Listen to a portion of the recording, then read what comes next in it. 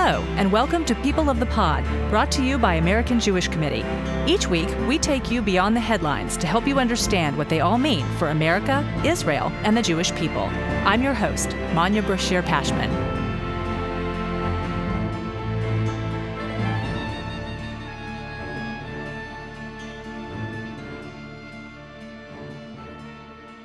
This episode pays tribute to our nation's veterans. Guest hosting is my colleague Dr. Dana Levinson-Steiner, Director of Access Global at AJC, where she oversees an international program to engage young professionals. In that group are a number of Jewish military veterans who have served in the American Armed Forces. Dana, the mic is yours. Thanks, Manya. I'm so happy that we're here today. It was just over 2 years ago that we formed the Access Jewish Military Veterans Affinity Group, which is a space for us to convene young Jewish professionals who have served in the American military. And here we are now, today, recording our first People of the Pod podcast episode in honor of and commemorating Veterans Day. With us today are Dave Warnock, U.S. Army veteran, joining us from his home in Seattle, Washington, and Andrea Goldstein, U.S. Navy veteran and reservist who is based in Washington, D.C. Dave, Andrea, thanks for joining us today. Happy to be here, Dana. Yeah, I'm glad to be here. To kick off the conversation, please tell us a little bit about your journey as American Jewish military veterans. What inspired you to join the United States Armed Forces? Dave, let's start with you. For me, there are two kind of main things when I look back on what propelled me to join the U.S. Army. The first one was my great-grandfather, Saul Fink. The family legend is he emigrated over from the shtetl. His family settled in Harlem. And when he heard about what was going on in Texas at the time in 1916 or 1914 with the Pancho Villa incursions, he felt so propelled by patriotism and love of America that he had to run away from home and enlist at 16 years old, which he did. Joined the Horse Cavalry, a proper Jewish cowboy, chasing after Pancho Villa into Mexico in a forgotten war. And he made sort of a career out of the Army. That's the legend, that he was propelled by patriotism. Maybe he hated the tenement. Maybe he just wanted to get out of Harlem, get some fresh air, see the American West. I don't know. But his service propelled him forward in American society through the U.S. Army in a way that I think would have been unavailable to a lot of Jews at the time. It's not to say that it was an easy journey. He was certainly discriminated against. He shortened his name from Finkelstein to Fink for reasons that are not kind of lost to history. One joke is that it couldn't fit on the name tag. But through this service, he was elevated in society. He became an officer in World War I. He served through World War II and in the Army of Occupation in Germany. And his stature of sort of the patriarch of my family loomed large. My middle name is Solomon. I'm named after him. So that kind of tradition was part of it. Another part was I enlisted in 2004, so 3 years after 9/11 when I was a freshman in high school. And that terrorist attack really did cement my decision to serve. If that didn't happen, I don't know what I would have done differently, but those were the two main reasons that propelled me to join. And I joined the Army and I volunteered for the infantry because I wanted to be a soldier. In a lot of ways, it is our family that inspires us to make these kinds of decisions. And we learn so much from our family history and our family lineage. And Andrea, I'd love to hear a little bit more about your journey too. And I'm curious if family played a role in your decision to join the Navy. My family decision to join the military was much more related to growing up in the United States, growing up in New York at a time, actually, probably when we didn't have the NYPD outside of synagogues and didn't really think about being Jewish, at least in New York in the 90s. But my family came here in mostly two waves, most in the early 20th century and then another wave right before the Holocaust, and found everything they were looking for. And I was, depending on which wave, either the second generation or the third generation, where a sense of precarity in being American was gone. We just were American Jews. And I am currently sitting in a home that has embroidery on the wall that was sent to my great-grandmother by family members who perished in the Shoah. This country really gave us everything, and I wanted to give back to that. The value of tikkun olam is very central to everything that I do. And so serving my country and wearing the cloth of the nation to me felt like really the only way to do that. 9/11 was not a motivating factor for me, despite growing up in New York City and being in New York City on 9/11. My desire to serve in uniform predated that. In fact, 9/11 led me to really not so much reconsider, but really give even more thought to my military service, because I knew I would be serving in conflict zones, which with the peacetime military of the 90s, that wasn't clear.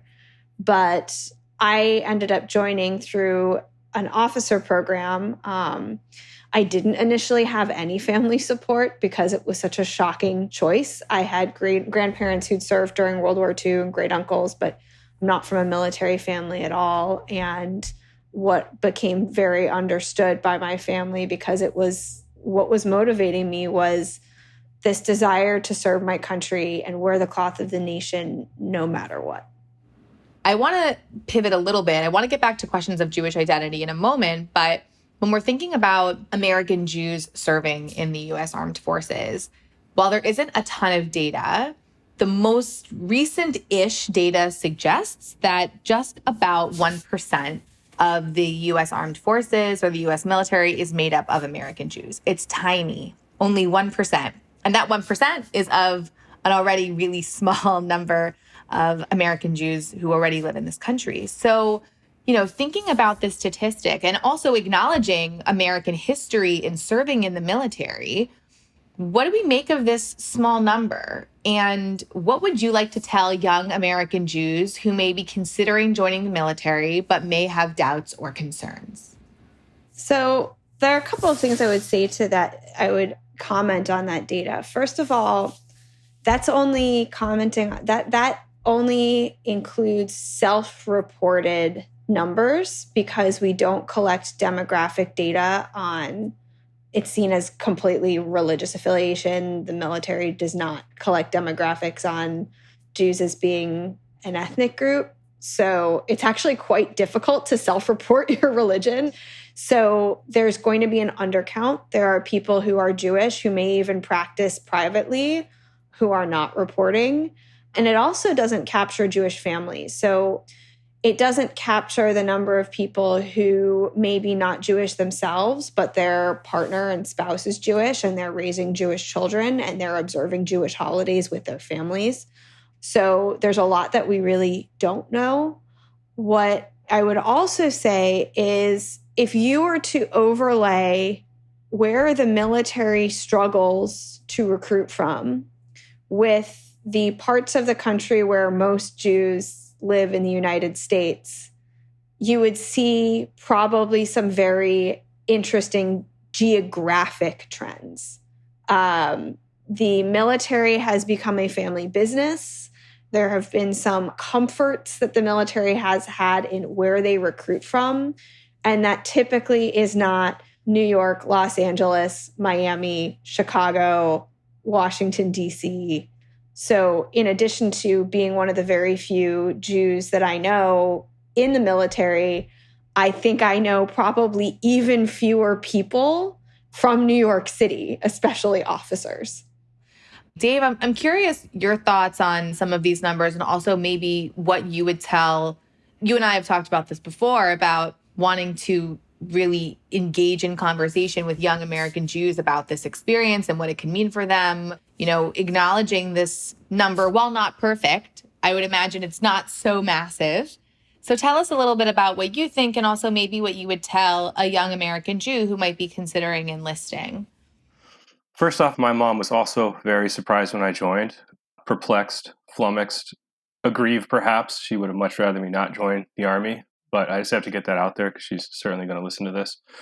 Yeah, so I don't know where that number comes from. The infantry's a different representation. I would say Jews were less than 1% of the infantry. But when I was at basic training, like for one station unit training, as they called it back then, after your red phase, like your hell phase or whatever you want to call it, you were allowed to go to religious services on Sunday. And so I went to Jewish services on Sunday because, it is the Army. And I went to in my basic training company, there were no other Jews. So a company's like 200 guys. And then when I would go to religious services, there were all of a sudden like 200 guys there. I'm like, oh my God, why are there so many Jews all of a sudden in every company in Fort Benning except for mine? And then I realized it's because they served Kiddush lunch and you could get snacky cakes after services. And it turns out there were like 3 actual Jews at the services. I had a completely different experience in officer candidate school where we were allowed to leave on Friday nights. Oh, interesting. Dave, what was your experience? So again, this is like 2005. Things might have changed. But when you joined combat arms, like the infantry, you just went to one station unit training, and it was a fairly intense experience. Think about Full Metal Jacket, whatever, people screaming at you, doing lots of push-ups. And all your time is blocked out and accounted for. So you trained on Saturdays, and religious service time was Sunday morning. That's the time you got. So if you wanted to go to services, you just had to do that. Something to consider if you join certain aspects of the military is religious accommodations will be difficult. You know, I served with guys who are vegetarian, and there's one vegetarian MRE. You ate that a lot, or like our rations for the field. So you'd eat that vegetarian ration a lot, get real used to it. So I mean, that is a consideration. And it would be difficult to be religiously observant in the infantry. There was one guy in my company on the latter half of my service who was a religious Jew, and he basically got a lot of exceptions by his rabbi to serve because it was hard. The Army would accommodate him to an extent. Like, for example, we had to shave every day, and so he was allowed to use an electric razor. But it's something to consider if you are religious, that serving in the U.S. military will be challenging. But, I encourage people to consider it. Like, I don't regret my service. It's difficult to imagine my adult life without it. I'd say I'm proud of it, too. But it carries costs. When I was 19 on my first tour in Iraq, I was wounded. It took me 6 months to recover and get back to the line.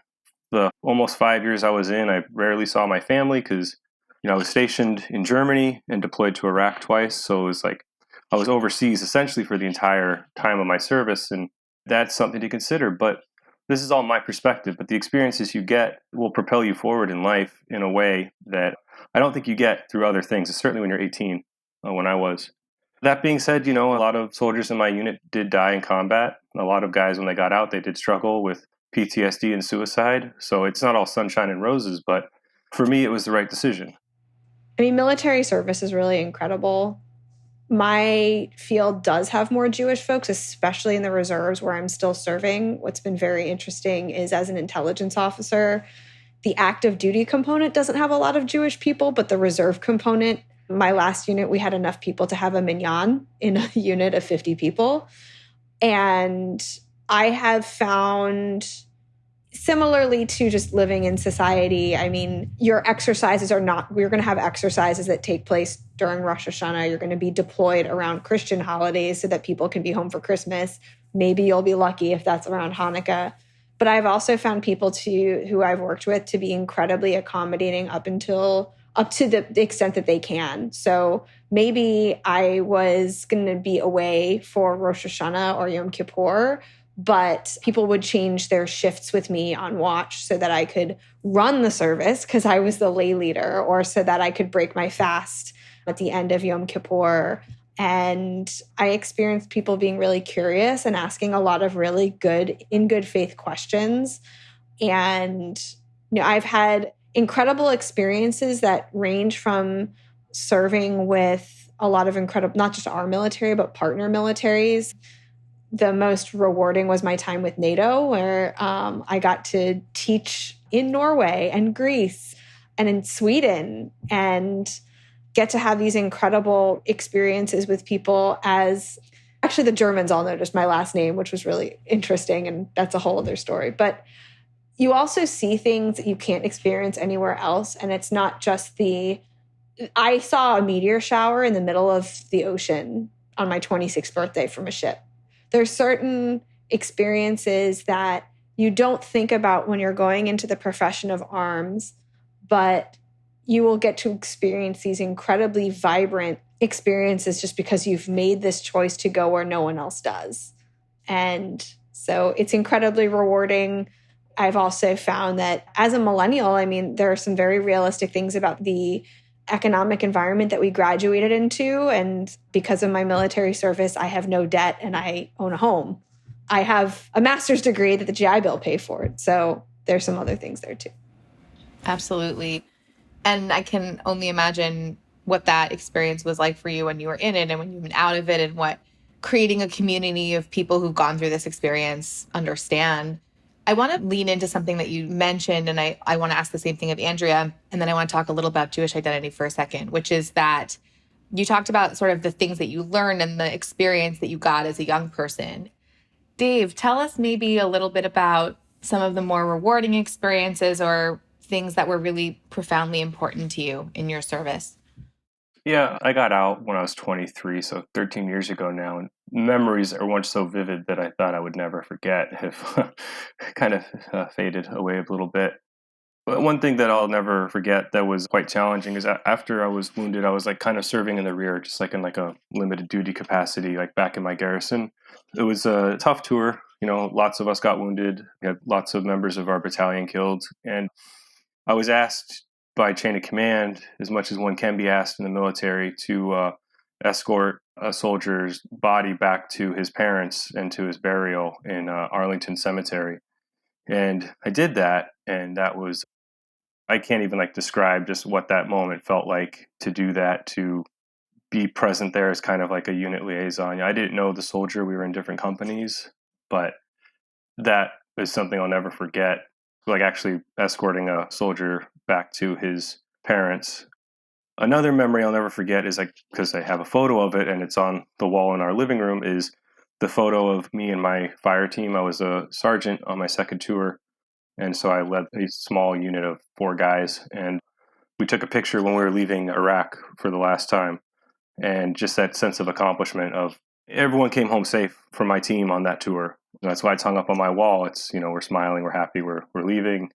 Those are 2 things that tend to stand out in my service.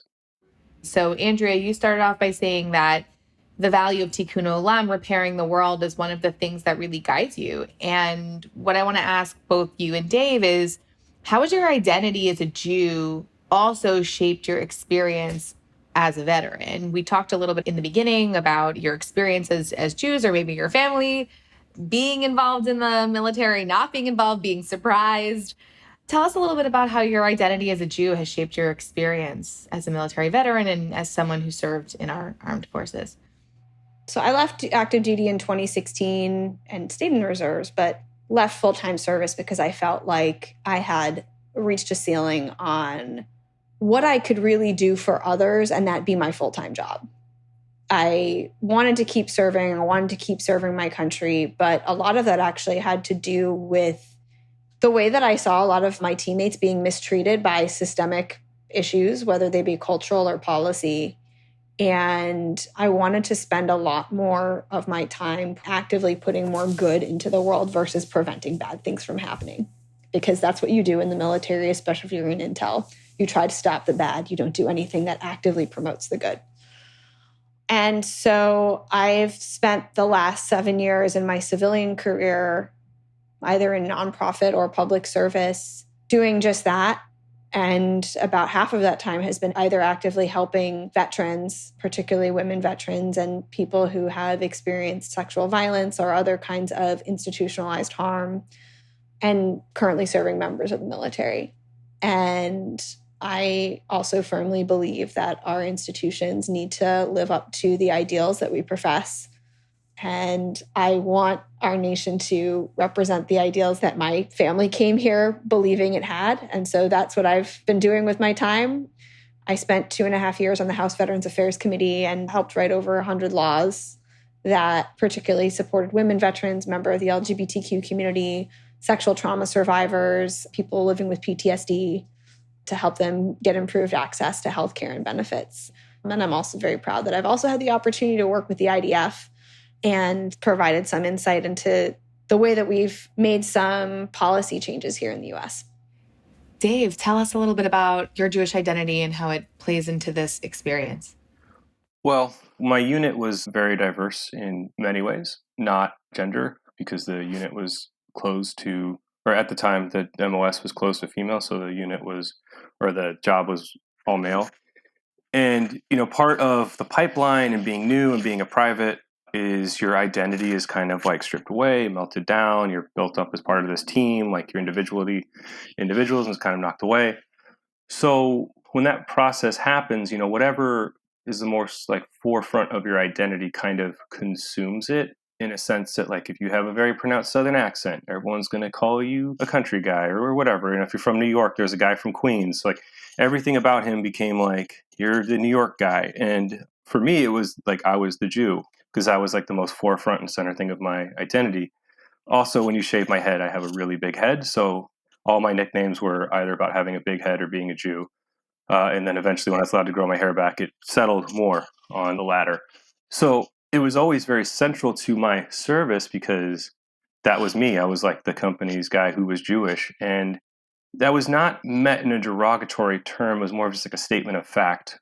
And I think the only thing I really had to overcome was, like, in 2005, when you're serving with people, like when I said it was diverse, so you're serving with people from all over the country, the U.S. territories, like guys from parts of the South I've never heard of, guys from the center of the country, place I've never been, soldiers from Puerto Rico and Guam, like all over the world are serving in the U.S. Army. And then we have immigrant soldiers from, Colombia, Nicaragua, Vietnam. Like, it was a very wide swath of representation, and not very many of them had even met a Jew before. So in a way, I was like the first Jew a lot of them had ever met.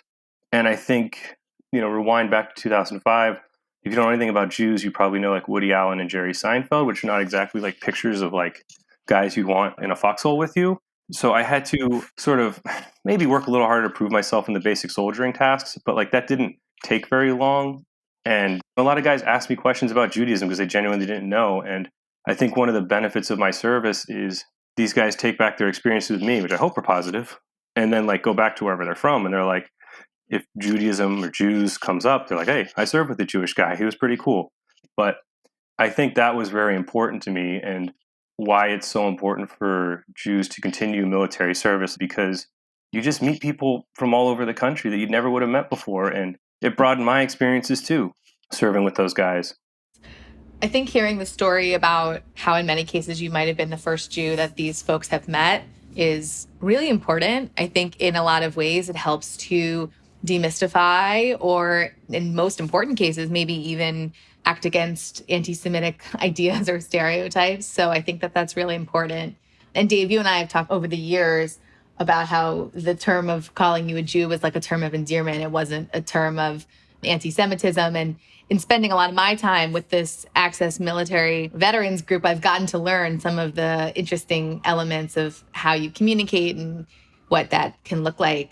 I have just one more question for us, and I think it's really important to acknowledge this moment that we're in. On October 7th, Israel experienced one of the most horrific tragedies in its 75-year history. It was and continues to be a horrific day for Israelis and the Jewish community around the world. As of today's recording, over 300 soldiers have been killed and tens of thousands have been called up for active and reserve duty. So a question I have for both of you is, what is a message that you have or that you can share Jewish veteran to Jewish veteran? And I should even say just veteran to veteran, because one of the amazing things about Israel is that there are many who serve in the IDF and who've been called up for reserve duty or who are in active duty who are not Jewish. They're part of the Druze community. They're Arab Israelis. And I think that's really what makes Israel such a remarkable country. So tell us a little bit about perhaps your reactions to that day, and also a message that you have for your fellow soldiers in Israel. I'm struggling to react because the horror, rage, I'm just going to start crying on this podcast and not be able to actually give words. I was actually in touch on WhatsApp with several women who I've had the opportunity to work with who are veterans and reservists in the IDF. And there's definitely this kind of secret community of women around the world who have served in combat roles, even if they weren't in combat occupational specialties in their countries, where we know what we did and our services has often gone unacknowledged and erased. And that service is also particularly called upon during the most desperate times, which we are in now. And the message that I have is we see you, we're with you, and want to run towards chaos with you. Thank you so much, Andrea. Dave? I mean, I can't say anything that hasn't already been said, shock, anger. My wife and I are expecting our first child soon, and I didn't think, we'd be having a daughter, be worried about, I just thought that ignorantly that these sort of things were perhaps in the past. All I could say to those who are going to go serve is, keep your head on a swivel, watch out for your battle buddy. All the things we used to say to each other then are still true now. Thank you. I think just knowing that you are in community with them and that they have love and support is so powerful. And as I think both of you know, our Access chapters are all over the world, including in Israel, where a huge number of our Access leaders have been called up for active and reserve duty. So we're thinking of them in this moment. And we're thinking of all soldiers as we approach Veterans Day. And we're so grateful for the two of you sharing your story with us and sharing your time with us and giving a voice to the more than 1%, we will hope, of American Jewish veterans, and perhaps even encourage some folks who may have been thinking that this is something that's been on their mind. Maybe perhaps it might be the moment for them to lean into that journey as a Jewish member of our armed forces. So thank you both for joining us. Wishing you a restful and restorative weekend, and Shabbat Shalom. Shabbat Shalom. Thank you. Thank you so much. Shabbat Shalom. What would you do if your son was kidnapped by Hamas?